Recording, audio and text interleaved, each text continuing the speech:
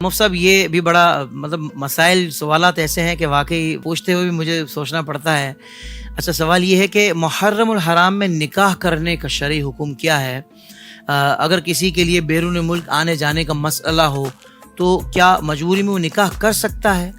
دیکھیں یہاں پر بھی دو چیزیں ہیں. ٹھیک ہے. ایک شرعی حکم جواز عدم جواز اور ایک ہے اس کے علاوہ احتیاط. ٹھیک ہے. شرعی حکم کے اعتبار سے دیکھا جائے نا تو کسی بھی وقت کے اندر بطور خاص شریعت نے نکاح کرنے سے منع نہیں فرمایا. صحیح. الا یہ کہ عورت اگر عدت میں ہے یا کسی اور کے نکاح میں ہے تو اس سے نکاح نہیں ہو سکتا.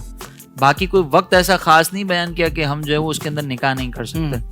تو لہٰذا نکاح اگر کوئی کرے گا وہ نکاح منعقد بھی ہو جائے گا اور اس کو ہم گناہ گار بھی نہیں کہہ سکتے. یہ تو ہو گیا شرعی حکم. اور ایک ہے احتیاط. ایک ہے کہ آپ کا اپنا جو عرف عام ہے نا اس کو دیکھنا.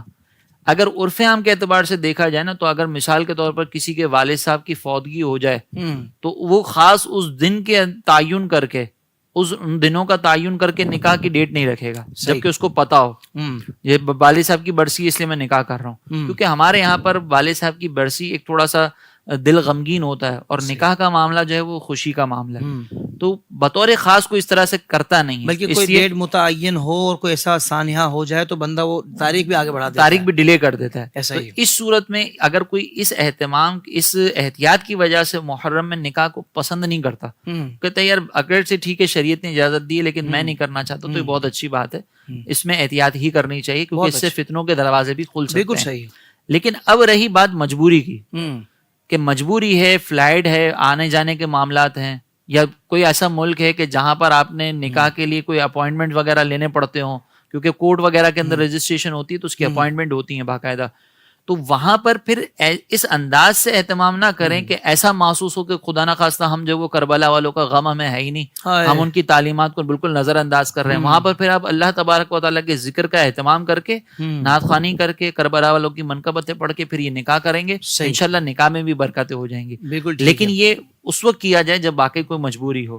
اگر مجبوری نہیں ہے اور پھر آپ کریں گے تو پھر وہی ہے کہ فتنوں کا دروازہ کھلے گا. تو بہتر ہے کہ اس میں اجتناب کیا جائے. اور کچھ لوگ حضرت اعلان کے ساتھ کہ بھائی ہم تو 10 محرم کو ہی کریں گے یہ خوشی والا ایونٹ, اور اس کا بہت زیادہ اظہار کر کے کہ بھائی 10 محرم کو ہی ہم کریں گے, یہ تو بالکل ہی غیر مناسب ہے نا. دیکھیں مسئلہ یہ ہے کہ اگر ہر جائز کام جو ہے نا وہ کرنے والا نہیں ہوتا. ضروری نہیں کہ ہر جائز کام کیا جائے. جیسے مثال کے طور پر آپ دیکھیں کہ رینٹ جو ہے نا ناک کی یہ پاک ہے, لیکن کوئی بھی اس کو اپنے ہاتھ میں لے کر ملنا پسند نہیں کرتا. بھائی پاک ہے لے کے پسند کر لو. آپ کو اس کا جواز ہی بیان کرنا ہے تو پھر اس انداز سے جواز بیان کریں.